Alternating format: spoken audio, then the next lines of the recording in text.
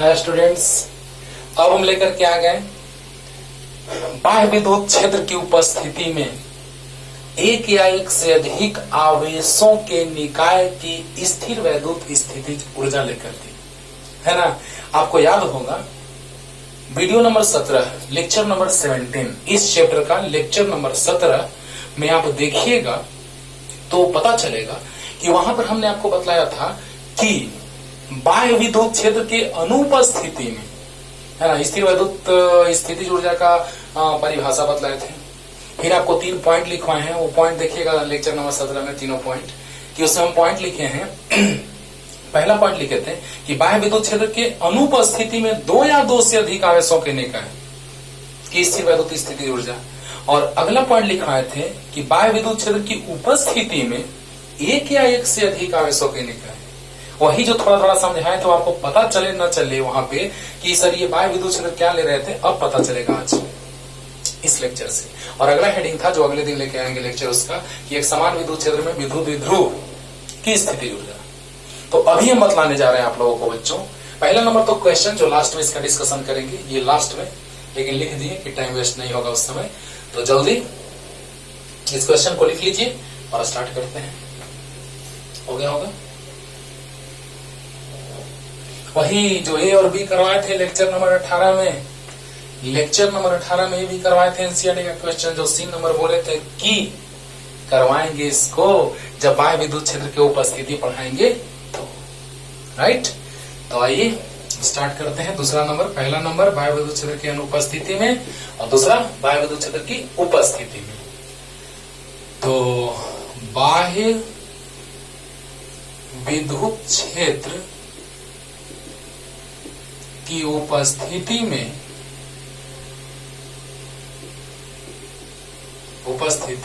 एक या एक से अधिक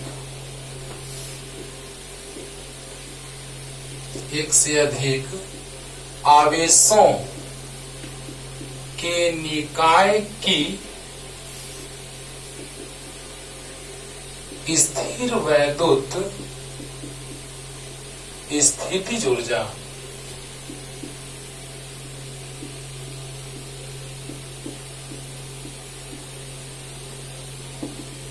स्थिर वैद्युत स्थितिज ऊर्जा मतलब क्या कि बाह्य विद्युत क्षेत्र की उपस्थिति में क्या एक से अधिक आवेशों के निकाय की स्थिर वैद्युत स्थितिज ऊर्जा।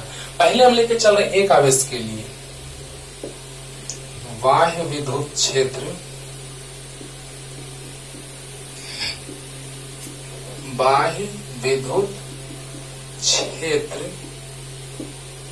की उपस्थिति में बाह्य विद्युत क्षेत्र की उपस्थिति में एक आवेश की स्थिर वैद्युत स्थितिज ऊर्जा। अरे वाह वाह, समझना है बच्चों। लोग कह दिया करते हैं, है ना, कि एक आवेश का स्थितिज ऊर्जा का अस्तित्व होता ही नहीं है ना। लेकिन ये गलत बात है ना, ये गलत बात है। क्यों? क्योंकि वहां पे मेंशन करना होगा कि अगर बाह्य विद्युत क्षेत्र उपस्थित नहीं है, ध्यान से सुनिएगा, यहाँ पे बाह्य विद्युत क्षेत्र उपस्थित है बाबू, बहुत ही लाजवाब कॉन्सेप्ट बतलाने जा रहे हैं आज भी। ध्यान से सुनिएगा कि बाह्य विद्युत क्षेत्र अगर उपस्थित है तो एक आवेश के निकाय के भी स्थितिज ऊर्जा का अस्तित्व होगा। लेकिन जब कह दिया जाता है कि एक आवेश का स्थितिज ऊर्जा का अस्तित्व नहीं होता है, ये एकदम गलत बात है। क्योंकि एक आवेश के स्थितिज ऊर्जा का अस्तित्व तब नहीं होता है जब बाह्य विद्युत क्षेत्र उपस्थित नहीं हो। लेकिन अगर बाह्य विद्युत क्षेत्र उपस्थित हो तो एक आवेश की स्थितिज ऊर्जा भी होती है। और कैसे, यही चीज हम आज डिटेल में आपको बतलाने जा रहे हैं। बड़ा आसान है, लेकिन क्वेश्चन करेंगे तो पूरा पानी पानी हो जाएगा। पूरा कॉन्सेप्ट देखिए लास्ट तक और पूरा एकदम क्लियर, 100% गारंटी, 100%। राइट। तो आइए देखिए, बाह्य विद्युत क्षेत्र की उपस्थिति में एक या एक से अधिक आवेशों के निकाय की स्थिर वैद्युत स्थिति जुड़ जाए। बाह्य विद्युत क्षेत्र की उपस्थिति में एक आवेश की स्थिर वैद्युत स्थिति जुड़ जाए। एक आवेश का हम लोग बात करने जा रहे हैं। चलिए पहले सुनिएगा, जब बाह्य विद्युत क्षेत्र उपस्थित नहीं होता था तो किसी एक आवेश को अनंत से लाते थे तो कार्य करना पड़ेगा। अगर विद्युत क्षेत्र बाह्य उपस्थित है ही नहीं तो उस आवेश को लाने में क्या कार्य करना पड़ेगा? तो नहीं। और जब कार्य नहीं करना पड़ेगा बच्चों, तो जरा सा सोच के देखिए कि कार्य करना ही नहीं पड़ा तो क्या स्थिति ऊर्जा के रूप में संचित होगा? कार्य नहीं होगा तो जीरो ऊर्जा संचित होगा। और ये बात हम लेक्चर नंबर 17 में आपको बतलाए हैं कि बाह्य विद्युत क्षेत्र के अनुपस्थिति में जब एक आवेश को लाते थे तो काम नहीं करना पड़ता था। लेक्चर नंबर 17 देखिए, पानी पानी हो जाएगा। पानी पानी मीन्स वाटर का फ्लो जैसे होता है वैसे ही माइंड में भी कॉन्सेप्ट का फ्लो होने लगेगा रे बाबा। अब देखो, जब हम क्षेत्र उपस्थित नहीं होता था तो एक आवेश को अनंत से लाते थे तो कार्य नहीं करना पड़ता था, लेकिन यहां बाह्य विद्युत क्षेत्र उपस्थित है तो एक आवेश को भी लाएंगे तो काम करना पड़ेगा। अब सोचिए, बाह्य विद्युत क्षेत्र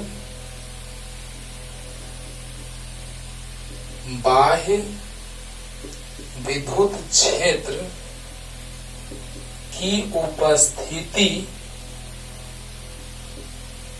के कारण बाह्य विद्युत क्षेत्र ई सदिश लिख देते हैं। बाह्य विद्युत क्षेत्र ई सदिश की उपस्थिति के कारण मूल बिंदु से, कोई भी दूरी कहां से मापते हैं? मूल बिंदु से, के कारण मूल बिंदु से r दूरी पर स्थित बिंदु A पर विद्युत विभव भी उत्पन्न होता है। अरे क्षेत्र है तो विभव उत्पन्न होगा ही होगा। अब देखो, थोड़ा सा सिर्फ रुको, देखो मजा आएगा बच्चों। ये है मूल बिंदु, ये है मूल बिंदु, और मूल बिंदु से r दूरी पर एक बिंदु A है जहां पर उत्पन्न विद्युत विभव भी है। ये जो है पूरा विभव भी उत्पन्न हो रहा है जो वो बाह्य विद्युत क्षेत्र की उपस्थिति के कारण, बाह्य विद्युत क्षेत्र। तो अनंत से जब हम लाएंगे इस आवेश को तो इस बिंदु पर लाने में कार्य करना पड़ेगा। वाह वाह, हो गया। सीखो बच्चों ध्यान से, मजा आएगा। ये तो हेडिंग था, चाहे एक आवेश ले या दो आवेश ले, जितना भी आवेश ले, लेकिन यहां हम स्टार्ट कर रहे हैं बाह्य विद्युत क्षेत्र की उपस्थिति में एक आवेश की स्थिर वैद्युत स्थिति ऊर्जा। यहाँ एक आवेश से ही निकाय बन रहा है। क्यों? क्योंकि बाह्य विद्युत क्षेत्र उपस्थित है। यहाँ पे बाह्य विद्युत क्षेत्र की उपस्थिति, अनुपस्थिति नहीं, की उपस्थिति, यानी बाह्य विद्युत क्षेत्र उपस्थित अगर होगा तो उसके कारण उस क्षेत्र में विद्युत क्षेत्र तो उत्पन्न है ही, विद्युत विभव भी उत्पन्न होगा कि नहीं होगा? तो होगा। अभी हम बार बार बोल रहे हैं, लास्ट क्वेश्चन से पूरा का पूरा कॉन्सेप्ट क्लियर, लेकिन कॉन्सेप्ट भी हम क्लियर अच्छे से करते जा रहे हैं बच्चों। ध्यान से सुनना कि अगर बाह्य विद्युत क्षेत्र उपस्थित है तो उसके कारण किसी बिंदु पर उत्पन्न विभव जो होगा वो भी है। क्यों? क्योंकि जब विद्युत क्षेत्र है तो उस क्षेत्र में विभव भी उत्पन्न होगा कि नहीं होगा? होगा कि नहीं होगा? होगा। अब सोचिए, मूल बिंदु से r दूरी पर, क्योंकि कोई भी दूरी हम कहां से मापते हैं? मूल बिंदु से। कहां से? मूल बिंदु से।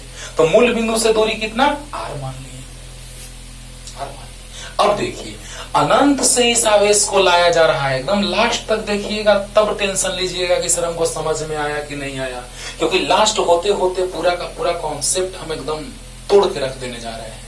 क्वेश्चन, थ्योरी, और आपको पता है कि न्यूमेरिकल जब तक आप नहीं बनाएंगे तब तक थ्योरी 100% क्लियर नहीं होगा। इसीलिए लास्ट में न्यूमेरिकल एक रहेगा और तब आप कहिएगा कि सर हाँ आप समझ में पूरा का पूरा 100% आ गया। ठीक है, तो आइए स्टार्ट करते हैं कि बाह्य विद्युत क्षेत्र अगर उपस्थित है तो विद्युत क्षेत्र की उपस्थिति के कारण किसी बिंदु पर विभव उत्पन्न होगा कि नहीं होगा। यानी विद्युत क्षेत्र अगर है, बाह्य विद्युत क्षेत्र है तो किसी बिंदु पर विभव भी उत्पन्न होगा कि नहीं होगा होगा। यानी कि इस मूल बिंदु से, क्योंकि हम कोई भी दूरी कहां से मापते हैं, मूल बिंदु से, तो मूल बिंदु से r दूरी पर स्थित बिंदु ए पर उत्पन्न विभव क्या है, भी है। तो बताइए, आपको याद होगा कि किया गया कार्य निर्भर करता था आवेश पर और विभव पर। बहुत बार बताए हैं कि अगर हमको कार्य निकालना है तो Q इंटू V, यानी आवेश और उस बिंदु पर विभव। अरे वो लोग कल क्वेश्चन करवाए थे वर्ग वाला, केंद्र वाला, हाँ, या बहुत पहले, उसके पहले हिंट भी दिए थे कि जब किसी भी आवेश को अनंत से लाई जाती है किसी बिंदु पर तो वह आवेश चाहिए और उस बिंदु का विभव चाहिए। रेगुलर लेक्चर पढ़ते जाइए, मजा आएगा, लगेगा कि हाँ सर एकदम फिनिश है ना। तो बताइए कि अगर हम इसको अनंत से ला रहे हैं क्षेत्र में,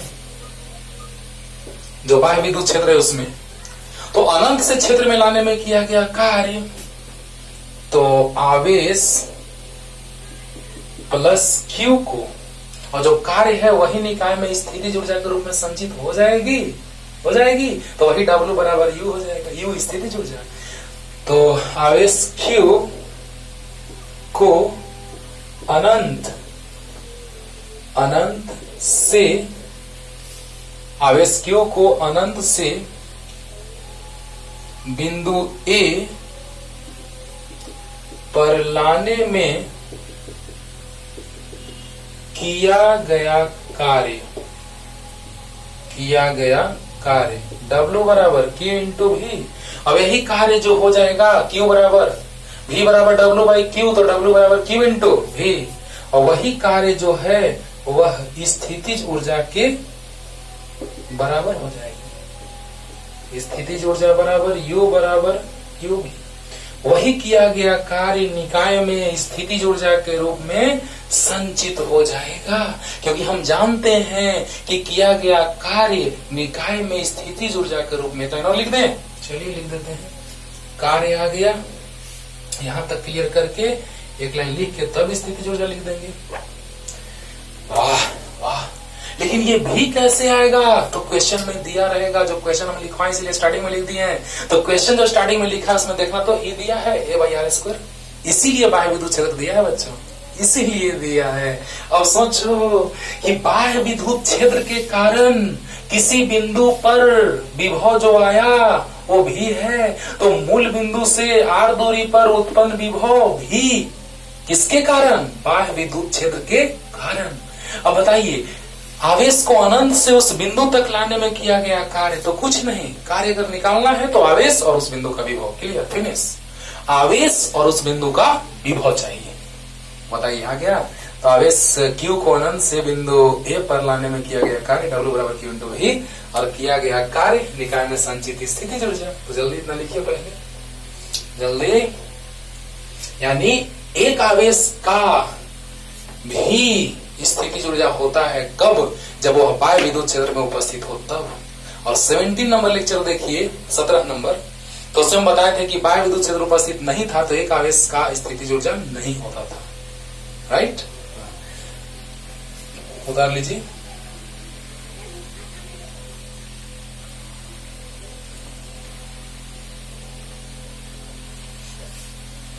तो लिख सकते हैं कि अतः किया गया कार्य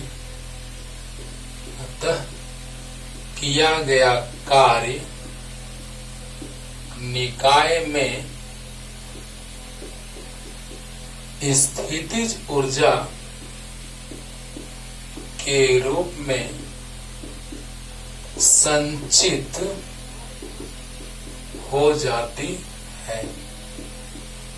तो इसलिए U बराबर W, किया गया कार्य स्थितिज ऊर्जा में संचित होगा, तो W Q इंटू V आया है। देख लो बाबू, कार्य अनंत से लाने में किसी बिंदु पर किया गया कार्य, आवेश बोले उस बिंदु पर विभव है ना, जो लास्ट में क्वेश्चन से क्लियर होगा।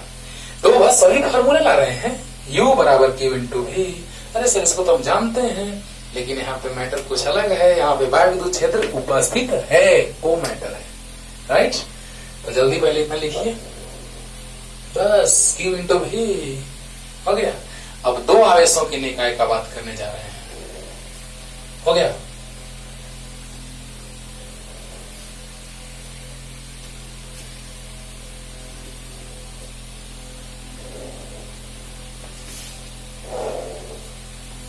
अब देखो बच्चों, बी नंबर, दो आवेशों के निकाय का बाह्य विद्युत क्षेत्र में स्थिर वैद्युत, दो आवेशों के निकाय का बाह्य विद्युत क्षेत्र में स्थिर वैद्युत स्थितिज ऊर्जा, बाह्य विद्युत क्षेत्र में स्थिर वैद्युत स्थितिज ऊर्जा, potential energy of system of two charges in an external electric field, है ना। तो देखा जाए दो आवेशों के निकाय, इंग्लिश में इंग्लिश का वीडियो है ना, दोनों साथ में अपलोड किया जाएगा, हिंदी इंग्लिश दोनों रहेगा बच्चों। तो दो आवेशों के निकाय का बाह्य विद्युत क्षेत्र में स्थिर वैद्युत स्थितिज ऊर्जा। अब कितने निकाय का? दो आवेशों के निकाय का। तो आइए पहले फिगर बनाते हैं, तब थ्योरी लेके समझाते हैं। अब दो आवेश, दो बिंदुओं की दूरी मूल बिंदु से हम R1 R2 मान लेते हैं। यहाँ पे क्या है? तो बाह्य विद्युत क्षेत्र उपस्थित है। तो ये है R1 और ये R2। ये आवेश सभी नहीं, यहाँ पे V1 बाह्य विद्युत क्षेत्र के कारण उत्पन्न विभव, A बिंदु पर V1 और B बिंदु पर V2, ये मूल बिंदु है। ये पूरा जो सिस्टम है वो बाह्य विद्युत क्षेत्र में है। ये है आपका बाह्य विद्युत क्षेत्र।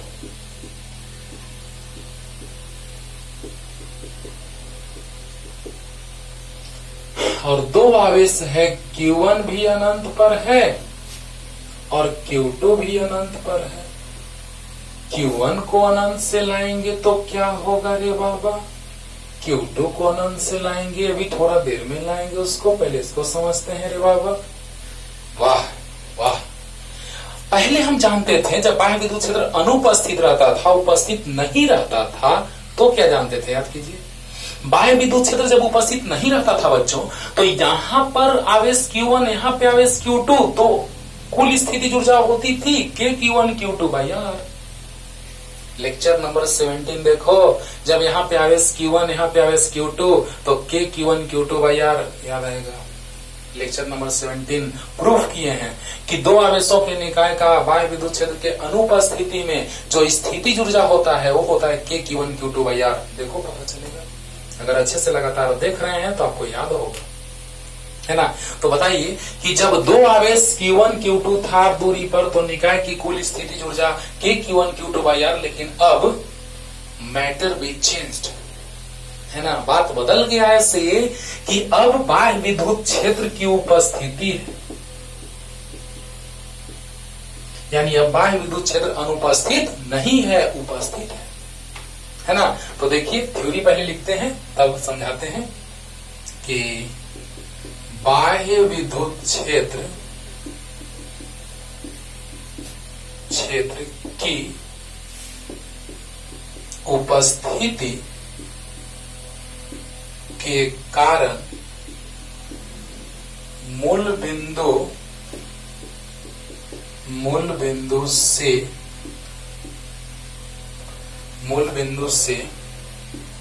R1 तथा R2 दूरियों पर स्थित बिंदुओं A तथा B पर विद्युत विभव क्रमशः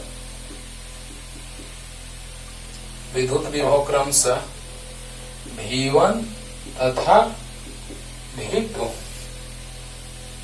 V1 तथा बाह्य विद्युत क्षेत्र लिख देते हैं इस सदिश की उपस्थिति के कारण मूल बिंदु से R1 तथा R2 दूरियों पर स्थित बिंदुओं A तथा B पर विद्युत विभव क्रमशः V1 तथा V2 है।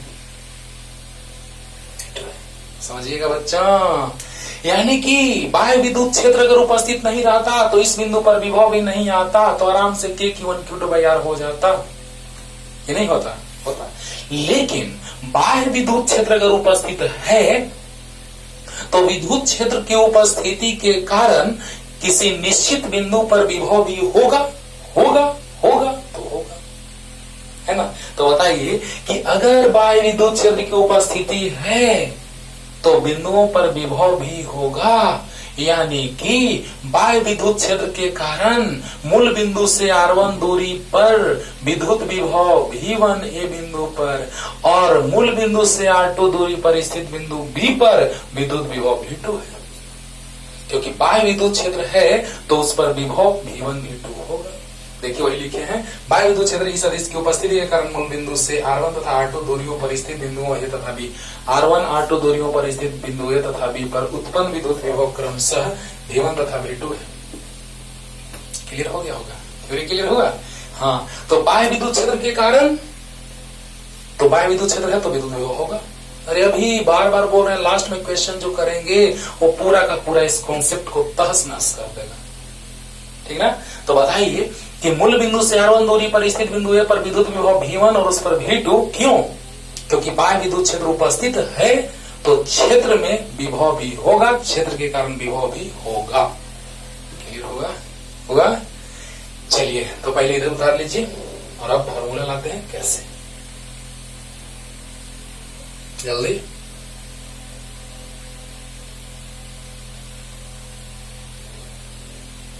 अब देखिए बच्चों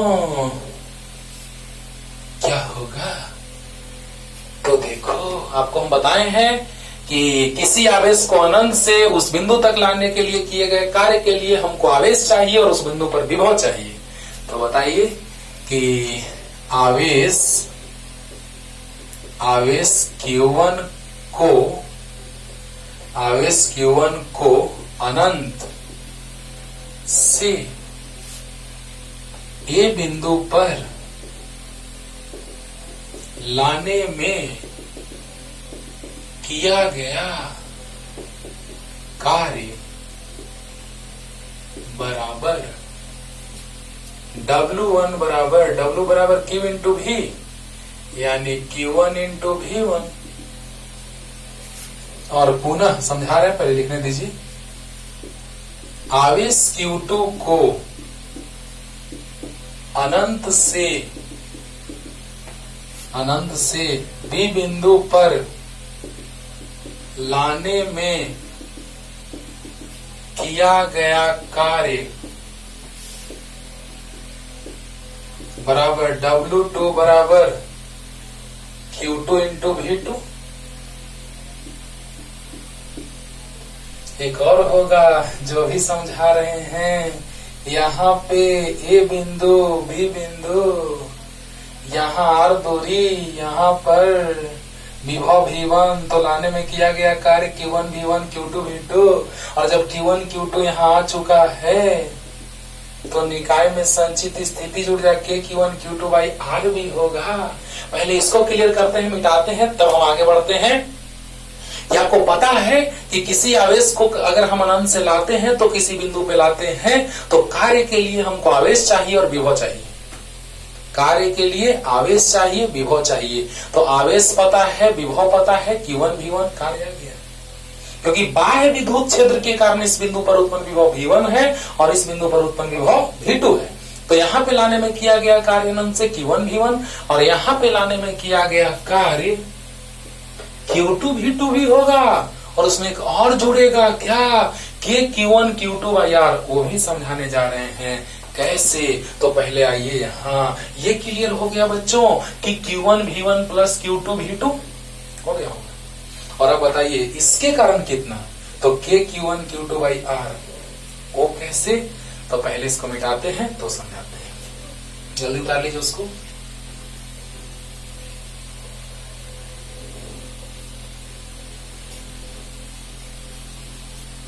अब देखिए दोस्तों,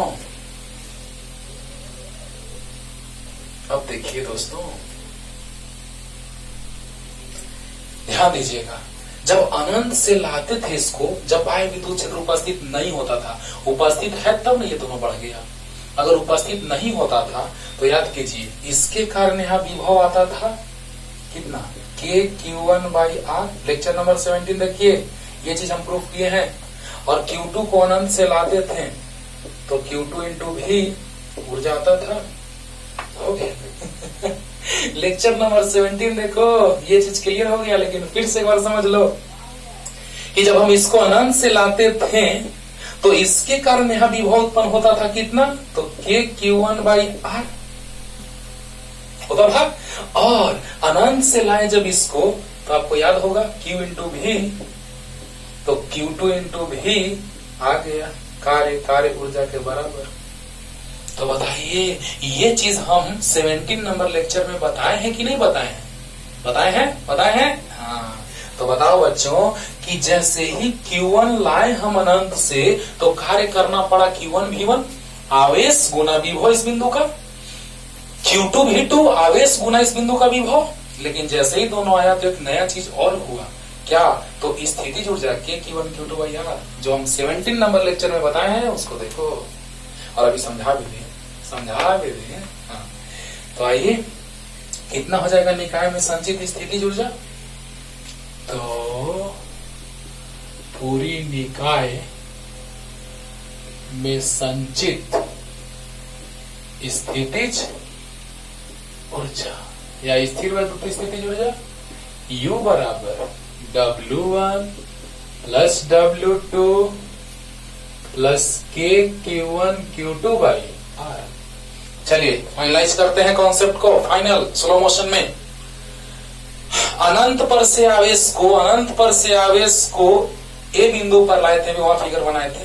तो अनंत पर से पे लाए थे जहां विभव V1 था, तो कार्य बराबर आवेश गुना विभव, तो Q1 V1। अनंत से आवेश को बी बिंदु पे लाए थे तो आवेश गुना विभव Q2 V2 प्लस एक और ऊर्जा आ गया निकाय में, जो 17 नंबर लेक्चर में बताएं, जो भी हम यहाँ हिंट दिए कि अगर दो आवेश है और दूरी पर तो स्थितिज ऊर्जा के Q1 Q2 बाई आर किया गया कार्य स्थितिज ऊर्जा में संचित होता था, तो के Q1 Q2 by are 17 lecture में बताए हैं। अभी भी समझाए कि इसके कारण विभव यहाँ होगा के Q1 by r into Q2, यानी यहाँ पर विभव इंटू आवेश। तो वहां से ज्यादा आपको कंफ्यूजन होता है, जिसके कारण हम फाइनल कर देते हैं कि अनंत से यहाँ लाए Q1 V1, अनंत से यहाँ लाए Q2 V2 और निकाय में स्थितिज ऊर्जा के Q1 Q2 by are. Clear? तो बताइए U बराबर Q1 V1 plus W2 Q2 V2 plus के Q1 Q2 बाई आर। तो इस तरह से बाह्य विद्युत क्षेत्र में दो आवेशों के निकाय की जो स्थितिज ऊर्जा आ गई वो सामने। क्लियर हो रहा है ना बच्चों? हाँ, तो Q1 को लाने में Q1 V1, Q2 को लाने में Q2 V2, और जैसे ही दोनों आया तो के Q1 Q2 बाई आर, तो कुल ऊर्जा स्थितिज ऊर्जा के रूप में निकाय में संचित होगी, पानी पानी हो गया होगा। जल्दी लिख लो। चलिए तो पहले एक छोटा सा और कॉन्सेप्ट बताते हैं जो एनसीईआरटी कहता है कि नहीं, स्टाइल बड़ा अच्छा एनसीईआरटी का लिखने का है ना, बहुत कुछ शॉर्ट में लिख दिया जाता है ना तो 1 इलेक्ट्रॉन वोल्ट ऐसे मॉडर्न में इसको पढ़ाते हैं, 11 में भी समझाते हैं लेकिन मॉडर्न में बताया जाता है 1 इलेक्ट्रॉन वोल्ट, लेकिन यहाँ भी थोड़ा सा बतला देते हैं 1 इलेक्ट्रॉन वोल्ट जरूरी पड़ता है क्वेश्चन में। जल्दी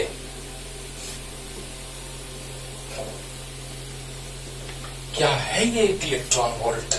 तो बड़ा आसान है, कुछ नहीं, 1 इलेक्ट्रॉन को 1 वोल्ट के द्वारा त्वरित करने के लिए पहले आते हैं थोड़ा सा करंट इलेक्ट्रिसिटी में, छोटा सा बात बतलाते हैं। ऐसे तो विद्युत धारा जब पढ़ाएंगे तो धारा का प्रवाह सच में होने लगेगा एकदम जबरदस्त स्टाइल में, आपके माइंड में भी कॉन्सेप्ट का धारा है ना। लेकिन थोड़ा सा समझाते हैं। याद होगा आपको कि विद्युत धारा का प्रवाह माने धन आवेश का प्रवाह। तो विद्युत धारा का प्रवाह होता है धन टर्मिनल से ऋण टर्मिनल की ओर, यानी धन आवेश का प्रवाह, और ऋण आवेश का प्रवाह होता है माइनस से प्लस की ओर। वाह वाह, इसको समझने के लिए एक छोटा सा एग्जांपल लेते हैं। चलिए, धारा का प्रवाह मान लेते हैं प्लस, प्लस का फ्लो इसमें हो रहा है, तो प्लस वाला प्लस को धक्का देगा और माइनस वाला उसको खींचेगा। शॉर्ट में बता रहे हैं, अभी समझो ध्यान से, क्योंकि विभवांतर 1 वोल्ट विभवांतर के द्वारा त्वरित करने के लिए है ना, जो ऊर्जा की आवश्यकता होती है, जो कार्य किया जाता है, उसे ही हम कहते हैं कि इलेक्ट्रॉन वोल्ट। लेकिन उसको थोड़ा सा समझ रहे हैं, प्लस वाला प्लस को धक्का देगा, माइनस वाला खींचेगा, यानी प्लस का प्रवाह, धन आवेश का प्रवाह प्लस से माइनस की ओर शॉर्ट में। और अगर माइनस ले ले तो माइनस वाला माइनस को धक्का देगा और प्लस वाला खींचेगा, यानी कि माइनस का प्रवाह ऋण टर्मिनल से धन टर्मिनल की ओर। कितना अच्छा से आराम से समझ में आ गया कि माइनस वाला माइनस को धक्का देगा, ऋण आवेश का प्रवाह ऋण से धन की ओर, और धन आवेश का प्रवाह धन प्लस को प्लस धक्का देगा और माइनस खींचेगा, तो प्लस का प्रवाह प्लस से माइनस की ओर और माइनस का प्रवाह माइनस से प्लस की ओर। शॉर्ट में, राइट? हाँ, नहीं तो इसका पूरा पूरा बायोडाटा सब पूरा डिटेल बताएंगे बच्चों जब विद्युत धारा स्टार्ट करेंगे। क्यों धारा का प्रभाव होता है, कैसे इलेक्ट्रॉनों के बीच कोलिजन होता है, कौन सा कोलिजन होता है, सब कुछ पूरा ब्रीफ डिस्कशन चलेगा, है ना। जो भी पढ़ेंगे बहुत डिटेल में हम लोग। अब देखिए, एक इलेक्ट्रॉन वोल्ट थोड़ा सा जान लेते हैं। एक electron volt, 1 electron volt, 1 EV भी लिखते हैं, इसको भी लिखेंगे कि एक इलेक्ट्रॉन को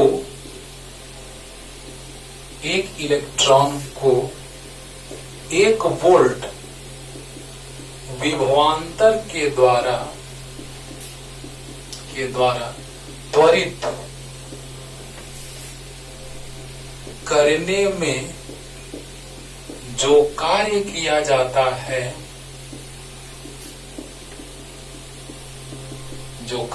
जाता है, एक इलेक्ट्रॉन वोल्ट जो कार्य किया जाता है, 1 इलेक्ट्रॉन वोल्ट कहलाता है। और वही कार्य ऊर्जा के रूप में, है ना, चाहे तो ऊर्जा देगा या लेगा, आवश्यकता अनुसार विभवांतर पे निर्भर करेगा कि वो विभव में अंतर धन से ऋण की ओर, ऋण से धन की ओर, यानी प्लस में विभवांतर प्लस में है या माइनस में है, उस पर निर्भर करेगा। उसके लिए कोई टेंशन नहीं लेना है। कार्य जो होगा, अब मान लीजिए हम इधर मार दिए किसी को या इधर मार दिए, कार्य किए, है ना, कार्य ऊर्जा के रूप में संचित हो गया। अब सोचिएगा, कार्य करना पड़ा, एक इलेक्ट्रॉन को 1 वोल्ट विभवांतर के द्वारा त्वरित करने में जो कार्य किया जाता है उसे 1 इलेक्ट्रॉन वोल्ट कहते हैं। एक इलेक्ट्रॉन को 1 वोल्ट विभवांतर के द्वारा त्वरित करने में जो कार्य किया जाता है उसे 1 इलेक्ट्रॉन वोल्ट कहते हैं। और वही किया गया कार्य पोटेंशियल एनर्जी, स्थितिज ऊर्जा। बोला हाँ। तो चूंकि आपको याद होगा V बराबर W/Q या डेल्टा V बराबर डेल्टा W/Q, तो बताइए W बराबर Q इंटू V लिखें या डेल्टा W बराबर Q इंटू डेल्टा V लिखें, नो टेंशन। अगर अनंत का विभव 0 तो विभवांतर विभव के बराबर, ये सब समझा चुके हैं। अब बतलाइए बच्चों, Q 1 इलेक्ट्रॉन पर 1 वोल्ट विभवांतर देना है, 1 इलेक्ट्रॉन 1 वोल्ट विभवांतर। तो बताइए 1 इलेक्ट्रॉन पर आवेश मान आवेश का मान बच्चों, तो 1 इलेक्ट्रॉन पर आवेश का मान होता है इतना 1.6 इंटू 10⁻⁻19 कूलम और 1 वोल्ट विभवांतर। याद कीजिए V बराबर W/Q, W बराबर Q इंटू V, कार्य का जूल, आवेश का कूलम, विभवांतर का वोल्ट। तो 1 इलेक्ट्रॉन वोल्ट बराबर 1.6 गुना 10⁻⁻19, और कूलम वोल्ट को क्या लिख सकते हैं, जूल। क्लियर? तो 1 इलेक्ट्रॉन वोल्ट बराबर आ गया 1.6 गुना 10⁻⁻19 जूल। क्लियर हुआ? हाँ, तो ध्यान से एक बार सुन लीजिए कि एक इलेक्ट्रॉन को एकदम दिमाग में सेट रखना है, तुरंत याद हो जाएगा। एक इलेक्ट्रॉन को 1 वोल्ट विभवांतर के द्वारा त्वरित करने के लिए जो ऊर्जा की आवश्यकता होती है या किया गया कार्य होता है, उसे ही हम क्या कहते हैं, 1 इलेक्ट्रॉन वोल्ट कहते हैं, है ना। ऊर्जा, इलेक्ट्रॉन वोल्ट ऊर्जा। हाँ, कार्य करने की क्षमता को ऊर्जा, किया गया कार्य ऊर्जा के रूप में, यानी कार्य ऊर्जा। कार्य होगा तब जब ऊर्जा होगा, तब ऊर्जा देंगे, कार्य होगा, है ना। और सोचिए कि V बराबर W/Q, W बराबर Q into V, Q 1 electron पे विभवांतर 1 वोल्ट, 1 इलेक्ट्रॉन पर आवेश का मान 1.6 10 - 19 कूलम और 1 वोल्ट, तो 1 इलेक्ट्रॉन वोल्ट 1.6 10 - 19 जूल। याद रखना है 1 इलेक्ट्रॉन वोल्ट 1.6 गुना 10 - 19 जूल। शॉर्ट में याद रखना है मूल आवेश जितना होता है उतना ही जूल के बराबर, मतलब उतना जूल बराबर 1 electron volt. 1.6 10 - 19 joule 1 electron volt के बराबर। Right, yes sir. तो कैसे और भी इसके फॉर्मेट हैं, जो 1 मिली इलेक्ट्रॉन वोल्ट 10 का power -3 electron volt, 1 kilo electron volt 10 का पावर 3 इलेक्ट्रॉन वोल्ट। कैसे होता है 1 किलोग्राम में 1000 ग्राम, वैसे ही 1 kilo electron volt 1000 electron volt. 1 mega means power 6 electron volt. Giga 10 to the power 9 electron volt. Tera T electron volt 10 to the power 12 electron volt. एक को बदल के दिखा देते हैं, बाकी याद रखना है आपको, आगे काम देगा, फ्यूचर में मॉडर्न में भी काम देगा, इसलिए इसको याद रखना है ना। 1 मिली इलेक्ट्रॉन वोल्ट 10 का -3 electron volt, 1 kilo electron volt 10 का 3 electron volt, 1 mega electron volt 10 का 6 इलेक्ट्रॉन वोल्ट, 1 जीगा इलेक्ट्रॉन वोल्ट 10 का 9 इलेक्ट्रॉन वोल्ट, 1 टेरा इलेक्ट्रॉन वोल्ट 10 का 12 इलेक्ट्रॉन वोल्ट। टेरा जीगा GIGA, टेरा TERA, मेगा MEGA, किलो मिली सब जानते हैं। तो एक को बदल देते हैं, क्लियर हो जाएगा। एक इलेक्ट्रॉन को 1 वोल्ट विभवांतर के द्वारा त्वरित करने में जो कार्य किया जाता है या जो ऊर्जा का बात किया जाता है, कार्य ऊर्जा का रूप है ना। जल्दी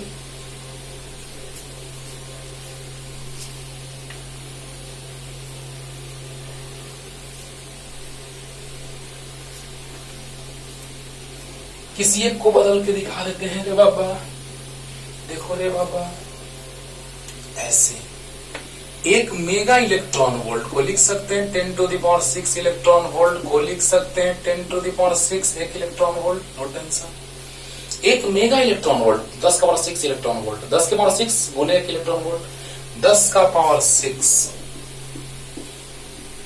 1 इलेक्ट्रॉन वोल्ट को लिखते हैं 1.6 गुना 10 का पावर -19 वोल्ट, सॉरी जूल।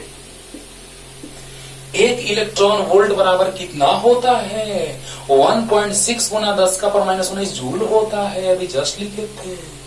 तो बताओ बच्चों, 1.6 और 10 का पावर जुटेगा तो 6 + -19 -13 joule. 1 mega electron volt, right. 1 mega electron volt 10 का पावर 6 इलेक्ट्रॉन वोल्ट, पावर 6 1.6 गुने 10 के पावर -19 होता है इलेक्ट्रॉन वोल्ट बराबर 1.6। जोड़ेंगे तो 9 में से 6 गया 3, 19 में से 6 गया 13, नहीं होता है। चलो, तो ये तो क्लियर हो गया होगा। अब आते हैं हम लोग क्वेश्चन करेंगे तो पूरा कॉन्सेप्ट क्लियर हो जाएगा। आ गए वही क्वेश्चन जो हम लोग लिखे थे रे बाबा। चलो देखो तो बच्चों, सॉल्यूशन। 2 आवेश है लेकिन अब बाह्य विद्युत क्षेत्र में उपस्थित है। दोनों आवेश बाह्य विद्युत क्षेत्र में Q1 + 7 माइक्रोकूलम और Q2 -2 माइक्रोकूलम। यहां पर 2 बिंदुएं थी, -9 सेंटीमीटर 0 0 पे, मूल बिंदु तो बीच में होगा 0 0 0। यहाँ बिंदु A था, यहाँ बिंदु B था, क्या रे बाबा, ये लिख देते हैं +9 सेंटीमीटर 0 0, चलो समझो बच्चों, तो दोनों आवेशों के बीच की दूरी r 18 सेंटीमीटर, क्या -9 + 9 0 है दूरी धनात्मक, तो r बराबर कितना 18 सेंटीमीटर। अब देखो बच्चों प्रश्न में क्या क्या दिया है, बाह्य विद्युत क्षेत्र दिया है A/r² और A दिया है 9 × 10⁵ राइट। तो बताइए E दिया है A दिया है। अब आपको पता है कि अगर दो आवेशों का निकाय रहता है बाह्य विद्युत क्षेत्र में, ये कह दिया कि बाह्य विद्युत क्षेत्र है, बाह्य विद्युत क्षेत्र नहीं रहता तो विद्युत क्षेत्र का एक्सप्रेशन नहीं देता, बाह्य विद्युत क्षेत्र नहीं रहता क्वेश्चन में बाह्य विद्युत क्षेत्र का एक्सप्रेशन नहीं देता, लेकिन बाह्य विद्युत क्षेत्र है तो एक्सप्रेशन दिया है। अब देखो पूरे निकाय की कुल स्थिर वैद्युत स्थितिज ऊर्जा बराबर U बराबर, याद करो, Q1 V1 plus Q2 V2 plus KQ1 Q2 by R। अरे याद करो, अभी तुरंत लिखे फॉर्मूला बच्चों, तुरंत लिखे हैं कि U बराबर Q1 V1 plus Q2 V2 plus KQ1 Q2 by R लिखे हैं। अरे जस्ट अभी अनंत से Q1 को लाए थे, यहाँ विभव V1 था, Q1 V1, अनंत से Q2 को लाए थे, विभव V1 V2 था, Q2 V2 plus KQ1 Q2 by R। वाह, तो U बराबर Q1 V1 plus Q2 V2 plus KQ1 Q2 by R। R पता है ना, और R1 R2 देखिएगा, R1 R2 कहां से आएगा जरा सा देखिए, Q1 तो पता है, Q2 पता है सर, V1 V2 नहीं पता है सर, क्वेश्चन नहीं बनेगा हम लोग से क्या सर? अरे तुरंत बनेगा, बात करते तुरंत। U बराबर Q1 V1 plus Q2 V2 plus KQ1 Q2 by R।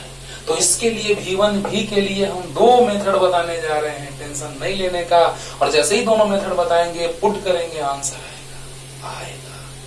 Right, देखिए उसको साइड में लिखिएगा जो अभी बताने जा रहे हैं। विभव निकालने का दो मेथड, अगर विद्युत क्षेत्रता दिया हो तो विभव निकालने का दो मेथड, आप ही बताइए। E बराबर होता है KQ/R² और V बराबर होता है KQ/R। क्या सर आप ही ये भी नहीं पता है सर? तो तुमको पता है ना, तो पता है तो लो, कर लो, बन जाएगा। इसके बाद हम नहीं भी करेंगे तो बन जाएगा, है ना। देखो कैसे E बराबर KQ/R² है ना, उसको लिख सकते हैं K × Q/R और 1/R। तो E बराबर KQ/R को भी लिखेंगे इंटू 1/R, यानी E बराबर V/R, तो V बराबर E × R। अरे वाह सर, मजा आ गया सर, सच में सर आ गया। यानी यही फॉर्मूला डायरेक्ट हम यहाँ रखेंगे, अभी लिख देते हैं V बराबर E × R, तो V बराबर E के जगह है A/R² इंटू R से R कट गया, तो V बराबर A/R।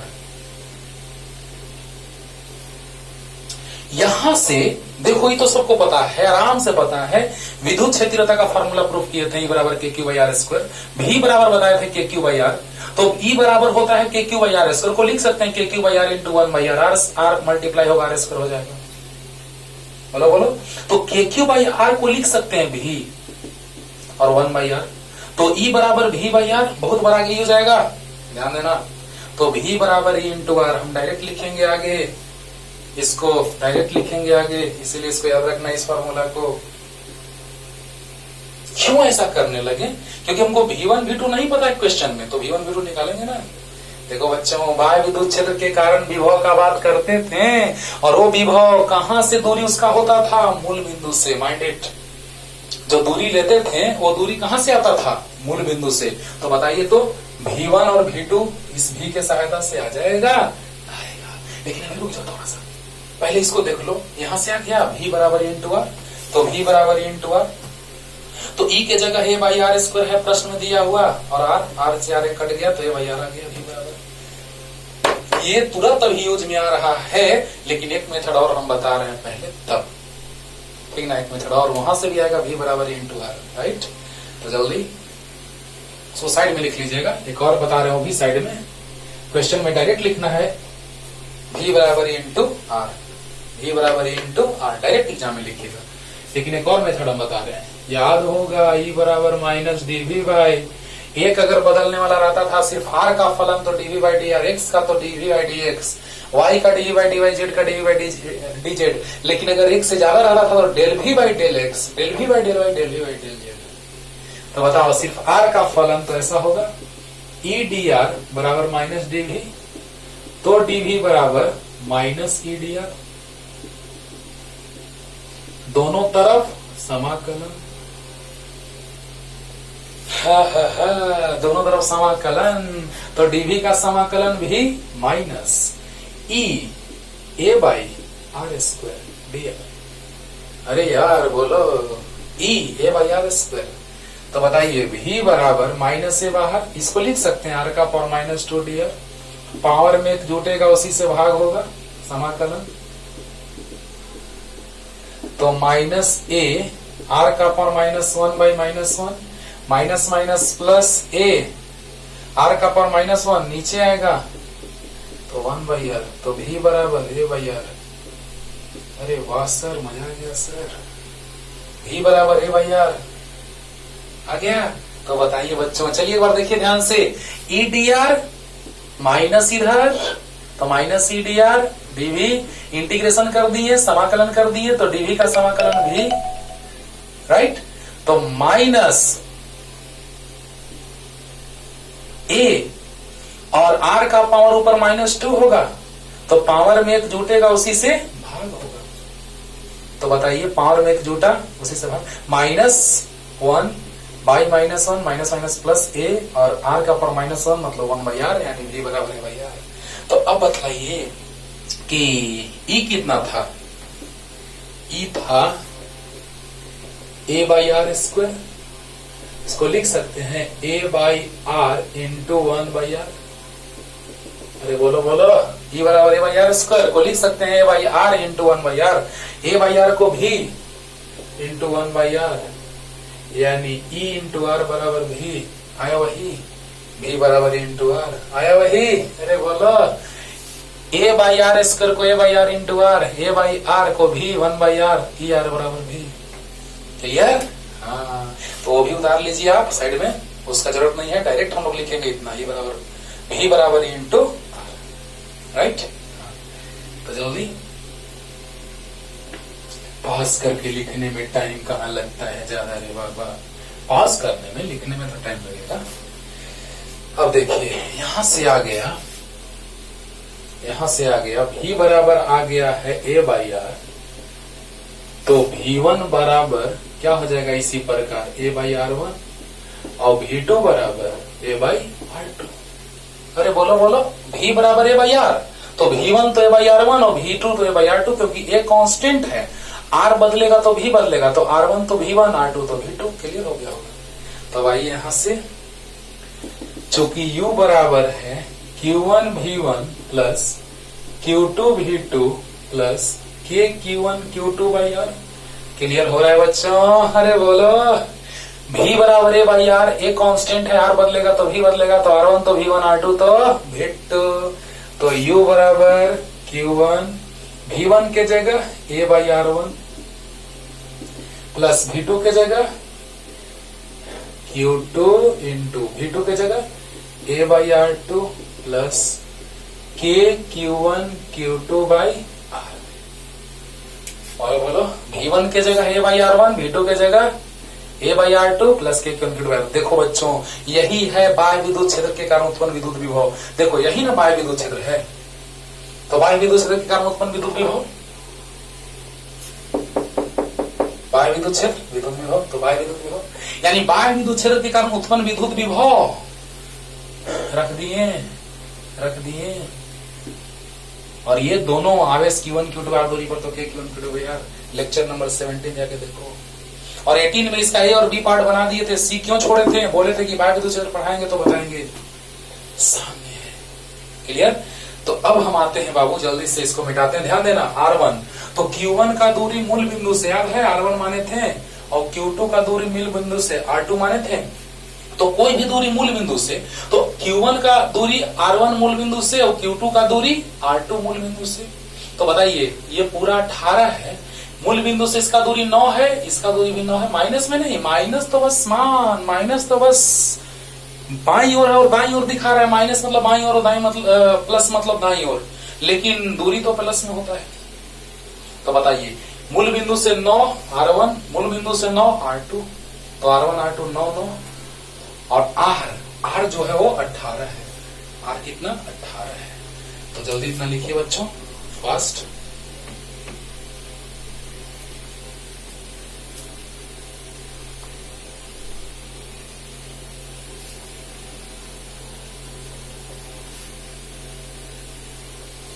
हो गया? तो देखा जाए, U बराबर Q1 कितना था? +7 माइक्रो कूलम को कूलम में बदल दिए, -6। ये पता है आपको, 9 गुना 10 का पावर 5 था, देखिएगा। और R1 9 सेंटीमीटर को मीटर में बदल दो, क्लियर। प्लस Q2 -2 तो माइक्रो कूलम तो कूलम में, A 9 गुना 10 का पावर 5 और R2 भी उतना ही था, 9 गुना 10 का पावर -2, 9 सेंटीमीटर तो मीटर में बदल दिया। प्लस K 9 गुना 10 का पावर 9, Q1 7 माइक्रो कूलम को कूलम में, -2 माइक्रो कूलम को कूलम में, R 18 सेंटीमीटर को मीटर में। क्लियर? क्लियर? देखो बच्चों, Q1 तो Q1 पता है, 7 माइक्रो कूलम प्लस को कूलम में बदल दिए, -6 पावर 10 कर -6 से गुना। ए दिया है प्रश्न में, देखिएगा लिखे हैं। और R1 9 सेंटीमीटर को मीटर में बदल दिए। Q2 दिया है माइक्रो में तो कूलम में बदल दिए, -2 गुना 6। ए दिया था R2 दिया था 9, लिखे थे अभी, 9 गुना 10 का -2। K Q1 Q2 by R था 18 सेंटीमीटर। अब देखिए, 9 दूना 2 से 2, 9 से 9, 9 से 9, 7 गुना 10 का पावर, बोलिए ये ऊपर जाएगा तो प्लस होगा, तो ये पावर ऊपर जाएगा प्लस होगा, यानी 5 2 7, और 7 प्लस माइनस 6, यानी 7 में से 6 गया 1, माइनस प्लस माइनस माइनस 2 गुना 10 का पावर, फिर वही बात, 7 में से 6 गया 1, और plus minus minus, plus into minus minus, कितना गया? 7 गुना 10 का पावर 9 2 11 गुना 10 का पावर -12, तो आ गया 70 माइनस 20 माइनस 7 गुना 10 का पावर -1, यानी 70 माइनस 20 माइनस 7/10, यानी 70 माइनस 20 माइनस 0.7। 70 में से 20 गया 50, 50 में से 0.7 यानी 49.3 जूल। बाह्य विद्युत क्षेत्र उपस्थित नहीं था तो सिर्फ ऊर्जा आया था इतना, -0.7, याद कीजिएगा, सिर्फ ऊर्जा आया था -0.7, लेकिन बाह्य विद्युत क्षेत्र उपस्थित हो गया तो ऊर्जा बढ़ गया। आप ही बताइए, आपके साथ अगर कोई नहीं रहेगा, हाँ, तो बस ऐसे डर के रहिएगा कोई मारने आएगा तो, लेकिन अगर कोई और साइड से दो बॉडीगार्ड आ गया, आओ आओ कम ऑन कम ऑन तुम उसी को डराने लगेगा जबकि तुम पहले से उसे डर रहे थे। तो बाह्य विद्युत क्षेत्र अगर आ जाएगा, यानी कि तुम्हारा बाह्य बाहर से कोई बॉडीगार्ड आ गया, मोड में आ गया, एनर्जी बढ़ गया, राइट? क्लियर? तो इस तरह से हम कह सकते हैं बच्चों, कुछ नहीं कैलकुलेशन किए, V1 के जगह है A/R1, V2 के जगह है A/R2, इतना तो फॉर्मूला पहले से पता है आपको। Q1 V1 plus Q2 V2 plus K Q1 Q2/R, याद है? Q1 V1 plus Q2 V2 plus K Q1 Q2/R। तो बतलाइए, U Q1 A/R1, Q2 A/R2 और ऊर्जा K Q1 Q2/R, तो कुल ऊर्जा आ गया कितना? सामने है, सबका मान रख दिए, Q1 R1 का, Q2 R2 का और K Q1 Q2/R का। सोल्व किए, सोल्व तो करने आता है आपको, आ गया 49.3 जूल। और अगले दिन ला रहे हैं हम एक समान विद्युत क्षेत्र में विद्युत द्विध्रुव की स्थिति जुड़ जाए। तब तक के लिए पढ़ते रहिए। Tata bye.